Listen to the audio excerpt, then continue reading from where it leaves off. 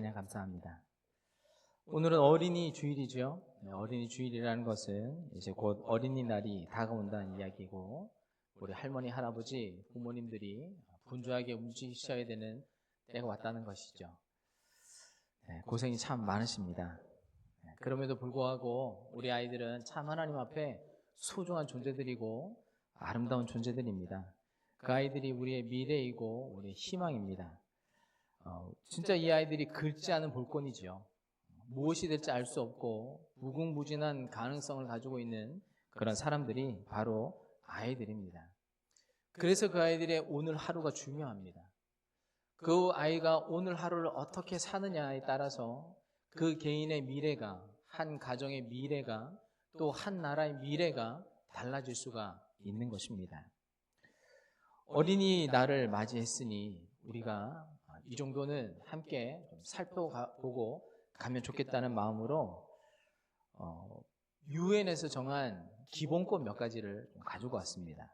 유엔 아동 권리 협약이라고 하는 법률인데, 오늘은 어린이 주일이고 어른들만 앉아 계시지만 포커스가 어린이 양육과 교육에 있으니 오늘 설교를 감안해 주시고 양해해 주시면 좋겠습니다. 유엔 아동 권리 협약이라고 하는 것은 전 세계 아동의 권리를 보호하기 위해 국제사회가 약속한 국제법입니다. 여러 가지 항목들이 많이 조항과 법률들이 있지만 오늘 제가 한 4가지 정도 아이들의 기본 권리에 대해서만 좀 말씀을 드리고 싶습니다. 첫 번째로는 우리 아이들은 생존권을 보장받아야 합니다. 적절한 생활 수준을 누리고 보건 서비스를 받는 권리 등 기본적인 삶을 유지할 권리가 아이들에게 있습니다. 물론 전 세계적으로 그러지는 못하지만 법률적으로 아이들은 생존권을 보장받아야 합니다. 두 번째는 보호권입니다. 학대, 방임, 착취, 폭력 및 모든 유해한 환경으로부터 보호받을 수 있는 권리가 아이들에게 있습니다. 세 번째로는 발달권입니다. 교육을 받고 놀이와 여가를 즐기며 문화생활에 참여하여 신체적, 정서적으로 성장할 권리가 아이들에게 있습니다. 네 번째는 참여권입니다. 자신의 생활에 영향을 주는 사안에 대해 목소리를 내고 단체 활동 등에 참여할 수 있는 권리인 것이죠. 어린이도 어른들과 같은 인권과 인격을 가지고 있는 존재라고 이렇게 법으로도 명시를 하고 있는 것입니다. 그래서 우리 가정에서 자라나는 아이들은 이런 기본적인 범위 안에서 보호받고 존중받고 한 인격체로서 잘 자라가야 하며, 이 모든 것들은 부모님들이 우리 아이들을 잘 챙겨 주어야 하는 것입니다. 아이들에게 권리도 있지만 의무도 있습니다. 성경이 그 의무에 대해서 이야기를 하고 있는데, 잠언 17장 25절, 제가 두 절의 말씀을 드릴 건데, 하나는 잠언 17장 25절의 말씀입니다. 미련한 아들은 그 아비의 근심이 되고 그 어미의 고통이 되느니라. 잠언 23장 24절 25절 말씀에 의인의 아버지는 크게 즐거울 것이요 지혜로운 자식을 낳은 자는 그로 말미암아 즐거울 것이니라. 내 부모를 즐겁게 하며 너를 낳은 어미를 기쁘게 하라. 여러분, 이것이 자녀에게 명령하는 하나님의 말씀입니다. 이 자리에는 부모님도 계시고 자녀된 분도 계실 것입니다. 성경은 내 부모를 즐겁게 하라라고 그렇게 이야기를 합니다. 앞에 읽었던 것처럼 여러분, 한 집안에 살고 있는데 여러분, 나에게 가장 가슴 아프게, 내 부모를 가장 아프게 하는 사람도 자녀일 것이고 내 마음을 가장 기쁘게 하는 것도 자녀일 것입니다. 그러니 내가 그 자녀를 어떻게 양육하고 어떻게 키우는지에 따라서 그 자녀가 한없이 나에게 기쁨이 되는 자녀가 될 수도 있는 것이고, 그렇지 않은 자녀가 될 수도 있다는 것을 우리 부모 되신 분들은 꼭 기억해야 되고, 성경은 말씀합니다. 내 자녀를 어떻게 양육해야 된다라고 하는 말씀에 대해서 성경은 이야기를 하고 있습니다. 오늘 여기 제가 읽어드렸던 말씀처럼 여러분이 키우는 자녀들이 우리 부모님들의 기쁨과 자랑이 되기를 원하지 않는 부모님은 아무도 안 계실 겁니다. 모두가 내 자녀가 내 기쁨이 되어지고 내 자랑이 되어지고 어디 가서든지 내 자녀를 정말 사람들 앞에 소개할 때 부끄럽지 않은 부모가 되기를 다 원하실 거고 내 자녀가 그렇게 되기를 다 원하실 것입니다. 그런데 우리가 기억해야 하는 것은 무엇이냐면 그냥 자녀가 그렇게 되지 않는다는 겁니다. 가만히 있는데 아무 노력도 하지 않는데 자녀가 그렇게 될 일은 전혀 없다는 것이죠. 성경은 분명히 내 자녀를 어떻게 양육해라, 내 자녀를 어떻게 키워라 라는 것에 대해서 성경은 말씀하고 있습니다. 오늘 그 이야기를 여러분과 함께 나눠보려고 하는 것입니다. 본문의 말씀 6장 1절에서 3절 말씀을 제가 좀 봉독해 드리겠습니다. 이는 곧 너희 하나님 여호와께서 너희에게 가르치라고 명하신 명령과 규례와 법도라.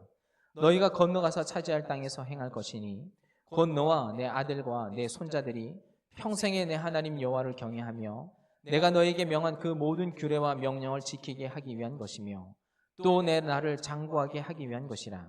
이스라엘아, 듣고 삼가 그것을 행하라. 그리하면 내가 복을 받고 내 조상들의 하나님 여호와께서 내게 허락하신 같이 젖과 꿀이 흐르는 땅에서 내가 크게 번성하리라. 아멘. 이 긴 문장의 말씀을 요약하면 이런 것입니다. 내가 너희에게 하나님의 말씀과 법도와 계명과 율례를 주었다. 그 말씀을 잘 지켜 행하면 첫째로 내 날이 장구할 것이다. 장수하겠다는 거죠. 두 번째, 크게 번성하겠다. 부자가 되게 해주겠다. 라는 말씀인 겁니다. 그래서 이것을 너도 내 아들도 그 다음에 내 손주도 오고 오는 내 세대에서 자라는 모든 자녀들에게 이 하나님의 말씀을 가르치고 양육하여서 내가 사는 그 땅에서 내가 장수하길 바라고 내가 잘 되길 바라고 부를 얻고 명성을 얻길 바란다 라는 것이 성경의 말씀입니다. 여러분 장수하기 원하시죠? 다시 묻겠습니다. 단명하기 원하시죠? 짧게 살고 싶으십니까? 또 묻겠습니다. 여러분 그래도 살 거면 부자로 살고 싶으시죠? 부자는 아니더라도 부족함이 없이 살고는 싶으시죠? 네, 좋습니다, 집사님. 여러분 솔직하셔야 됩니다. 네. 우리가 너무 그런 것들이 너무 많이 우리들에게 마치 껍질처럼 성경은 분명히 하나님의 자녀들에게 복을 이야기합니다. 여러분이 잘되고 복을 누릴 것에 대해서 말씀을 하고 있습니다. 하나님이 여러분이 장수하기를 바라시고 하나님이 살 거면 부자로서 살기를 하나님 원하십니다. 그런데 우리가 구별은 해야 되죠. 하나님의 복을 받아 누리는 조건이 무엇이냐? 성경은 이렇게 얘기합니다. 내가 오늘 너에게 주는 이 율례와 계명과 법도를 지켜 행하라. 그러면 장수하고 번성할 것이다. 이렇게 얘기하고 있죠. 여러분 이 앞에 단서가 이게 중요한 겁니다. 하나님의 말씀과 계명과 율례를 지켜 행해라. 실천하라는 거죠. 그러면 내가 하나를 얻을 수 있게 될 거면 내가 30배, 60배, 100배의 결실을 얻게 해주겠다. 이건 하나님께 주신 우리의 복인 것이죠. 여러분이 땀 흘려 수고하고 일하는 것에 여러분이 생각하지도 못했던 하나님의 복이 더 30배, 60배, 100배의 결실로 돌아오게 해주겠다는 것이 하나님의 약속인 것이고, 여러분 우리가 생각하는 기복신앙이라고 하는 것은 무엇이냐면 아무 노력도 하지 않고 아무 수고도 하지 않고 하나님의 말씀을 단 한 번도 지켜 살아가지 않으면서 하나님 앞에 비나이다 비나이다 하면서 우리 자식 잘 되게 해주십시오, 우리 사업 잘 되게 해주십시오. 이게 기복신앙입니다. 여러분 잘 구별하셔야 됩니다. 하나님은 복을 명령하셨고 복을 약속하셨습니다. 그러나 그 말씀을 지켜 살아가는 사람, 땀 흘려 수고하며 하나님의 말씀을 지켜 살아가는 사람들에게 복을 주겠다 약속하셨고, 아무 하나님의 말씀도 지켜 살아가지 않으면서 아무 하나님의 말씀도 따라 행하지 않으면서 마냥 하나님 앞에 복 주십시오 말하는 것은 그것은 우리가 말하는 기복신앙입니다. 성경은 악한 자의 형통을 복이라고 말하지 않습니다. 악한 자가, 여러분도 그렇게 느끼실 때가 있죠. 정의로움에 대해서. 왜 악한 자가 더 많은 것들을 누리고 왜 더 잘 삽니까? 하나님 라고 질문하시는데 여러분 그것은 하나님의 바라시는 복이 아니라는 겁니다. 하나님은 악한 자의 형통을 복이라고 말하지 않고 저주다라고 얘기합니다. 그러니 우리가 하나님의 복과 우리가 기복 신앙이라고 하는 것에 대한 분명한 기준을 선명하게 가지고 계셔야 합니다. 그러면 이 복은 나도 누려야 하고 내 자녀도 누려야 하고 내 후손, 내 가문, 대대손손 여러분 이 복을 누리기를 다 원하실 것인데 오늘 성경이 그것에 대해서 말씀을 하고 있는 것인데 우리가 우리 자녀들에게 무엇을 남겨줘야 할까? 어떻게 해야 우리 자녀들이 잘 될까? 라고 하나님 말씀을 함께 나눠보고자 합니다. 오늘 말씀의 4장과 5절입니다. 6장 4절 5절 말씀입니다. 이스라엘아 들으라. 우리 하나님 여호와는 오직 유일한 여호와이시니 너는 마음을 다하고 뜻을 다하고 힘을 다하여 내 하나님 여호와를 사랑하라. 여러분 하나님 사랑하는 법을 자녀들에게 남겨주셔야 합니다. 여러분 이것이 가장 중요한 것입니다. 여러분의 신앙을 여러분이 믿는 그 하나님에 대한 절대적인 신앙을 여러분 자녀들에게 물려주셔야 합니다. 여러분 이것은 얻어도 되고 안 얻어도 되는 것이 아닙니다. 반드시 물려주셔야 되는 겁니다. 왜냐하면 이것은 생명이기 때문입니다. 하나님의 복음의 말씀을 아는 것과 하나님의 말씀을 모르는 것과 하고는 영원한 삶과 영원한 형벌이 갈리는 삶이기 때문에 반드시 여러분 자녀들에게 이 하나님 오직 우리가 믿고 의지할 수 있는 분은 유일하신 하나님 한 분밖에는 계시지 않는다. 온 마음과 온 힘과 온 뜻을 다해서 내가 하나님을 사랑하는 것처럼 너희도 하나님을 사랑해야 된다. 이분이 나의 삶 가운데 함께 해주셨고 나를 인도해 주셨고 나를 여기까지 인도해 주신 그 하나님이신데 이 하나님은 나의 하나님도 되지만 너의 하나님도 되어준다. 지금까지는 내가 너를 그냥 이끌어왔지만 이제는 이 신앙의 유산이 사랑하는 자녀들에게 그대로 물려져서 그 아이들도 자기의 입으로 고백하는 신앙이 되어야 하죠. 하나님은 오직 한 분이신 하나님이시고 내가 온 마음과 온 뜻과 온 힘을 다해서 이 하나님을 사랑하겠습니다 라고 하는 그 고백이 여러분의 자녀의 입에서 나와야 한다는 것입니다. 그래서 우리 부모님들이 해야 될 가장 중요한 거 유산을 많이 물려주는 거 좋죠.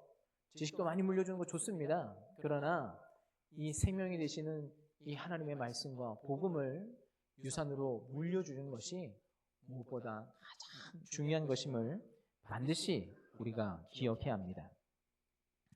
많은 부모님들이 아니죠. 한국 교회가 그랬을 수도 있을 거라 생각되어집니다.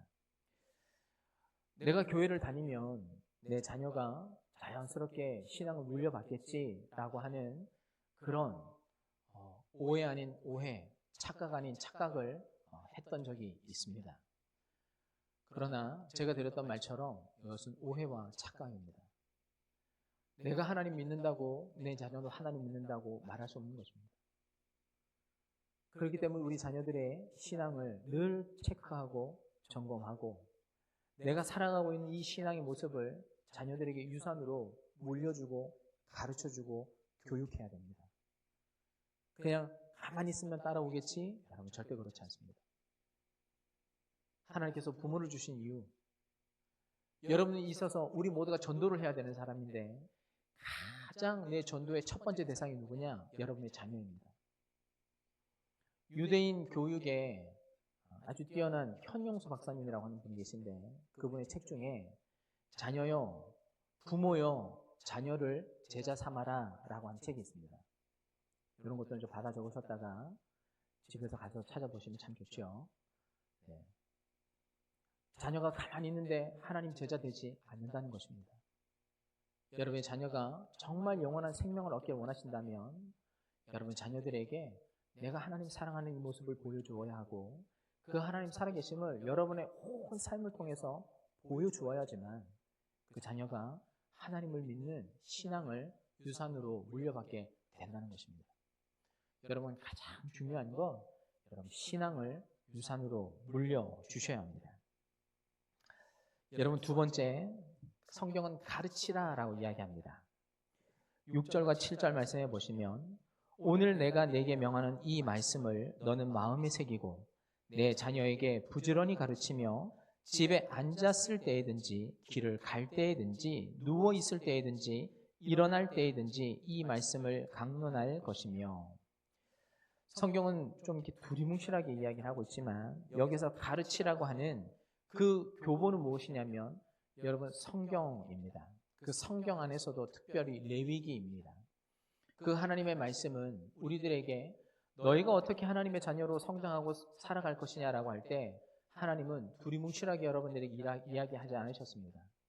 분명하고 구체적으로 너희가 어떻게 건강해질지, 너희가 어떻게 경건한 사람이 될지, 너희가 어떻게 사회생활을 하게 되어질지, 너희가 어떻게 이웃과 더불어 살아가야 될지에 대한 분명한 말씀들을 레위기 안에 아주 구체적으로 아주 정확하게 다 기록해 놓으셨습니다. 문제는 레위기를 우리가 제일 싫어한다는 것이죠. 그러니 하나님의 말씀을 참 고시고 읽기가 쉽지는 않는데 오늘 구체적으로 성경은 무엇을 가르쳐야 될지, 무엇을 권면해야 될지, 무엇을 아이들하고 강론해야 될지에 대해서 분명히 이야기를 하고 있습니다. 많은 것을 우리가 다 할 수는 없지만 몇 가지만 여러분과 함께 좀 나누면 첫 번째로 여러분들이 자녀들에게 이런 것들을 좀 가르쳐 주셨으면 좋겠습니다. 첫 번째는 우리 자녀들에게 경제관념을 좀 가르쳐 주셨으면 좋겠습니다. 직설적으로 얘기하면 여러분의 자녀가 돈을 대하는 방법을 잘 가르쳐 주셨으면 좋겠습니다. 여러분 우리 나라에서 대부분의 자녀들은 부모님이 다 먹이고 다 입히고 다 교육시켜주고 부모님이 모든 것을 다 하십니다. 그 결과가 뭐냐? 허약한 자녀로 성장한다는 것이죠. 돈이 귀한 줄 모르고 돈이 어떤 건지도 모르고 어떻게 쓰인지도 잘 모릅니다. 우리 부모님들 한결같이 이야기하는 것은 네가 왜 돈 걱정 안 하냐? 공부만 해. 공부만 열심히 해. 다 필요한 거 내가 다 도와줄게. 여러분 공부해서 뭐 하려고 공부한 겁니까? 왜 의사 됩니까? 왜 과학자 되고 합니까? 경제 활동 아닌가요?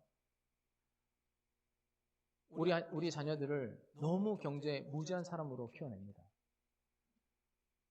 여러분 할 수만 있다면 돈을 사랑하는 사람 만들려고 하는 뜻이 아니라 세상이 돌아가는 이치를 가르치라는 뜻으로 말씀을 드리는 겁니다. 우리나라 자녀들은 20살이 되면 성인식을 치릅니다. 지금은 선물을 뭘 주는지는 전 잘 모르겠습니다. 저 때는 세 가지, 꽃다발을 줘야 되고 향수를 줘야 되고 키스를 받아야 되고 뭐 이런 내용이 있었습니다. 지금은 잘 모르겠습니다. 그게 성인식에서 뭐 20살 된 청년들에게 해야 되는 일들이다 이렇게 가르치는데 제가 유대인들을 좀 예를 들어서 말씀드리겠습니다. 유대인들은 13살이 되면 성인식을 합니다. 저 장면을 보이시죠? 전에 정통파 유대인들이 예루살렘 그 통곡의 벽 앞에서 성인식을 치르는 건데 제가 13살입니다. 우리 아까 전에 섰던 이 슬찬이가 지금 12살쯤 됐는데 한 살 더 지나면 성인이 되는 겁니다. 성인이 되면 뭐하냐? 내가 행동해라. 스스로 행동해라. 스스로 결정해라. 스스로 판단해라. 하나님의 율법의 말씀을 스스로 의무를 지켜라. 아이들에게 지금까지 모든 부모가 그 일들을 다 도맡아 하다가 아이들에게 그 모든 책임과 행동에 대한 결정력을 아이들에게 다 넘기는 겁니다. 그럼 이 아이들이 스스로 판단합니다. 스스로 생각합니다. 스스로 책임을 집니다. 스스로 의무를 집니다. 13살의 어른이 되는 것과 20살의 어른이 되는 것은 많은 차이가 있겠죠. 저 성인식을 딱 치르고 나면 축하금을 친인척들이 아이에게 줍니다. 얼마를 주는지 아십니까? 제가 작년쯤인가 한번 얘기했던 기억이 납니다. 성인 돼서 축하해. 5만 원, 10만 원 이런 게 아니라 수천만 원에서 많게는 억대까지. 우리 한국 부모님은 엄청 좋아하시겠죠. 자기 통장으로 다 들어올 줄 알고. 그러나 절대 그렇지 않습니다. 그 많은 돈을 자녀의 통장에 넣어줍니다. 그리고 아이들에게 이것을 어디에 투자할지, 이 돈을 어떻게 운영할지, 어떻게 포트폴리오를 짤지 아이들에게 가르쳐 줍니다. 앞으로 우리 미래가 어떻게 변화해야 될지, 어떤 사업이 전망이 있는지 아이들에게 부단히 부모님 옆에서 가르쳐 줍니다. 어떤 주식이 좋은지, 어떻게 너희가 이 돈을 불려나갈지에 대해서 자녀들에게 가르쳐 줍니다. 그럼 이 아이들가 그냥 쉽게 예를 들겠습니다. 1억이라는 돈을 이때 축하금으로 받았는데 삼성전자에다가 1억을 딱 투자해 놓고 10년 후에 이 돈이 얼마가 될까요? 몇 억이 되겠죠. 그렇게 아이들에게 경제관념을 가르치는 겁니다. 스스로 독립할 수 있도록, 아이가 스스로 잘할 수 있도록, 부모에게 의지하지 않을 수 있도록. 이런 교육이 진짜 아이들을 성인 되고 책임감 있는 사람으로 키워내는 진짜 살아있는 교육이라는 것이죠. 우리는 20살이 되어도 부모님이 등록금 내줘야 하고, 30살이 되어도 부모님이 사업하는 작업을 내어줘야 하고, 40살이 되어도 부모님이 자녀들의 뒷바라지를 해야 됩니다. 여러분, 어떤 교육을 하느냐에 따라서 자녀가 달라지는 것이고, 앞에서 얘기했던 것처럼 그렇게 아이들을 키워내면 그 자녀가 정말 부모님의 기쁨이 되어주고 마음을 기쁘게 할 수 있는 자녀로 성장할 수 있는 것이죠. 여러분의 자녀를 어린아이라고 생각하지 마십시오. 내가 모든 것을 다 해야 되는, 내가 모든 것을 뒷바라해야 되는 어린아이라고 그렇게 생각하지 마십시오. 그러면 영원히 피터팬으로 남아있습니다. 여러분의 자녀가 성인으로 자랄 수 있도록, 스스로 생각할 수 있도록, 스스로 판단할 수 있도록 여러분이 잘 교육을 하는 것은 우리 부모님의 몫이라는 것이죠. 두 번째로 우리 자녀들에게 지식과 기술을 습득하게 해야 합니다. 탈무드의 키두신이라고 하는 편에 보면 부모가 자녀에게 마땅히 행해야 할 의무가 여러 가지가 나오는데 그 중에 이런 문구가 있습니다.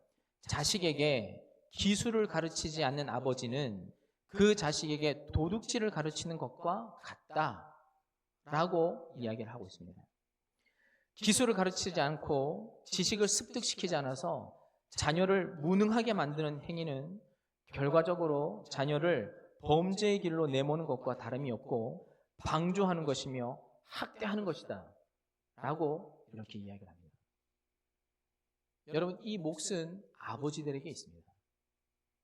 자녀들에게 부모의 어머니의 역할과 아버지의 역할이 확연하게 구별이 되어지는데 유대인들에게는 자녀들에게 아버지가 오랫동안 삶에서 경험했던 여러 노하우들, 지식들, 기술들 자녀들에게 다 전수하고 물려줍니다. 그래야 자녀가 홀로 서기를 잘할 수 있게 되는 것이죠. 그래서 그 아이가 아무것도 할 수 없이 무능력한 사람이 된다고 한다면 남에게 빌부터 먹거나 아니면 도둑질을 하거나 나쁜 짓밖에는 할 수 있는 게 없죠. 그러면 하나님께서 우리에게 주신 자녀를 정말 무책임하게 키우는 우리가 범죄를 저지르는 것과 다르지 않다는 것입니다. 여기 계신 우리 아버지들 이 말씀을 꼭 기억하셔서 여러분의 자녀들에게 수시로 만나고 자주 만나셔서 여러분의 자녀들에게 여러분들이 살면서 경험했던 모든 노하우와 기술들을 자녀들에게 잘 전수하셔서 자녀들이 지혜롭게 클 수 있도록 홀로 성장할 수 있도록 그렇게 아이들을 도와주시는 그런 아버지가 될 수 있기를 주님의 이름으로 축원합니다. 세 번째로는 남을 돕는 사람이 되도록 가르치셔야 됩니다. 미국 땅 안에 살고 있는 유대인들이 많지는 않아요. 한 1% 정도 될까요? 정말 소수의 사람들이 유대인들이 살고 있는데 매년마다 가장 최고의 액수를 기부하는 50명을 뽑는다고 하면 그 중에 15명은 반드시 유대인들이 포함되어 있다고 합니다. 항상 타인을 위해서 기부하고 어려운 사람들을 향해서 돕는 그들의 삶이 몸의 습관처럼 되어 있습니다. 그리고 이 사람들이 이것을 기부다 이런 말을 하지 않습니다. 이것은 사회 정의다. 반드시 가난한 사람들, 약자들을 위해서 베풀라고 하신 것은 하나님의 뜻이고 하나님의 것이다. 내게 주신 이 모든 재물들이 다 하나님께서 주신 것인데 이것을 그 사람들을 향해서 돕고 필요한 것에 쓰는 것은 이것은 사회의 정의다. 하나님의 정의다. 라고 이렇게 이야기합니다. 여러분의 자녀들이 여러분, 이기적인 사람이 되지 않게 하기 위해서, 개인주의적인 사람이 되지 않기 위해서 여러분이 가르치셔야 될 것은 무엇이냐면 주변을 돌아봐라. 이웃들을 돌아봐라. 어려운 사람들의 형편을 돌아봐라. 그들의 필요가 무엇인지를 돌아봐라. 여러분 반드시 가르치셔야 됩니다. 내 혼자 잘 먹고 잘 사는 삶을 살아야 된다라는 것은 그것은 하나님을 모르는 사람들이 얘기하는 것이고, 여러분 성경에 하나님께서 내 혼자 살아가라, 이기적으로 살아가라, 욕심 부리며 살아가라, 개인주의적으로 살아가라, 여러분 이런 말씀이 있으면 여러분 한번 저에게 갖다 주시면 좋겠습니다. 하나님 단 한 번도 그런 말씀 하신 적이 없죠. 내 이웃을 항상 돌아보고, 옆에 있는 사람들을 돌아보고, 지체를 돌아보라 항상 이야기하십니다.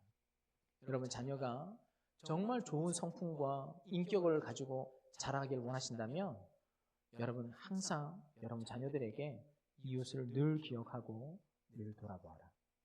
혼자 사는 것이 아니라 함께 살아가는 것이고 그 사람들과 함께 더불어 살아가는 것이다 라는 것을 부단히 여러분도 그렇게 사셔야 되고, 여러분 자녀들에게도 그렇게 살면서 내 삶을 보고 따라오라고 가르치셔야 됩니다.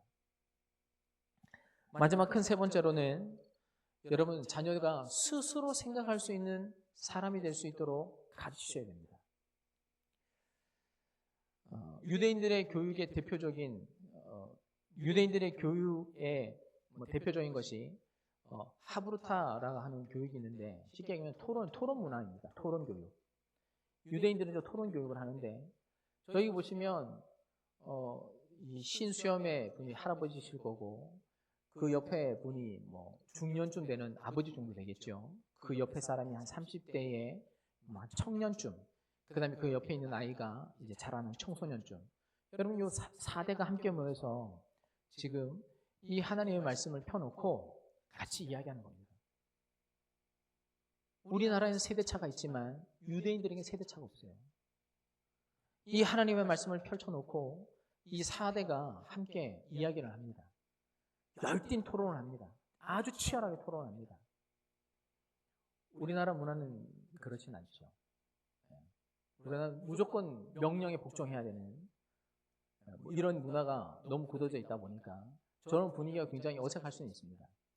한 페이지를 더 넘겨보시면 세계에서 가장 시끄러운 이스라엘 도서관이라고, 저기 이스라엘 도서관의 문화입니다. 우리나라는 도서관 가면 조용하죠. 떠들면 안 되지 않습니까? 남에게 피해 끼치면 안 되고. 그런데 저런 토론 문화가 아주 익숙해져 있습니다. 여러분, 철을 날카롭게 하기 위해서는 무엇을 맞댑니까? 철을 맞대죠. 철과 철이 맞대어지면 날이 예리하게 갈려집니다. 사람이 사람의 생각을 예리하기 위해서는 사람의 생각과 생각이 맞닿아야지 그 생각이 예리해집니다. 내가 가지고 있는 생각, 내가 가지고 있는 지식을 타인에게 끄집어낼 때, 또 타인이 가지고 있는 생각과 지식을 끄집어내어서 서로 맞닿을 때 여러분 이 지식은 확장됩니다. 더 예리해지고 더 정교해지고 더 깊어집니다. 그래서 여러분 유대인들을 말싸움으로 못 이깁니다. 어릴 때부터 저렇게 교육을 받기 때문에. 대부분의 유명한 로펌, 변호사, 학자, 글 쓰는 사람들 다 유대인들입니다. 이 교육의 무서움이 여기에 있는 것이죠. 지혜와 지식을 빼앗기지 않는 민족이기 때문에 여러분 소수의 민족이지만 여기까지 성장하고 자랄 수 있던 것입니다. 자, 우리는 어떻습니까? 엄마 말 들어. 요 한마디로 다 끝나죠. 아이가 뭔 얘기를 하면 엄마 말 들어. 이렇게 하는 거야. 이렇게 하는 거야. 이렇게 하는 거야. 아이가 자기의 생각을 꺼내어 놓을 수 있는 아무런 여지가 없습니다. 생각의 로봇가 되는 거죠. 하나님은 아이에게 정말 무한한 창의력을 주셨는데 우리의 교육은 아이들의 생각을 다 짓누르는 교육만 하고 있습니다. 우리 이제 자녀를 키우시는 부모님들 대회 가셔서 이렇게 해보십시오. 너는 어떻게 했으면 좋겠니?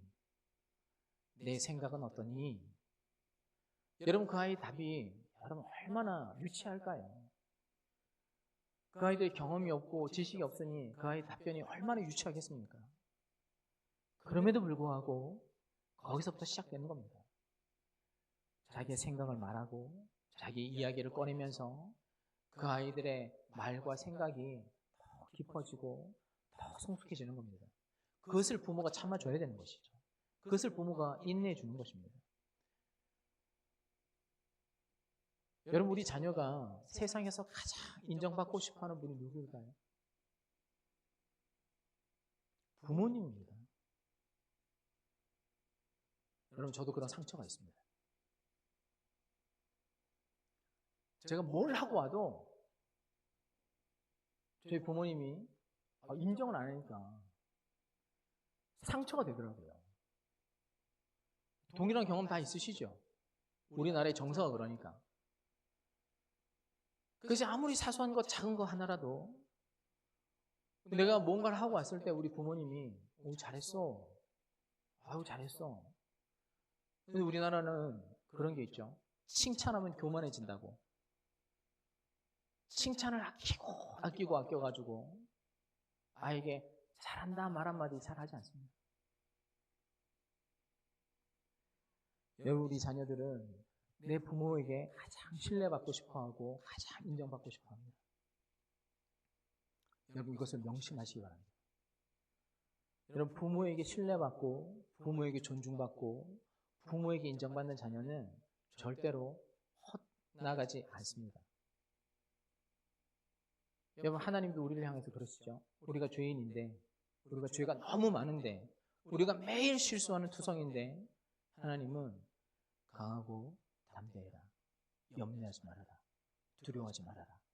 내가 너와 함께한다. 물론 우리가 잘못하는 것에 대해서 경책하는 말씀도 하시지만 하나님은 언제나 우리를 믿고 우리를 신뢰하고 우리를 격려하는 분이 하나님이십니다.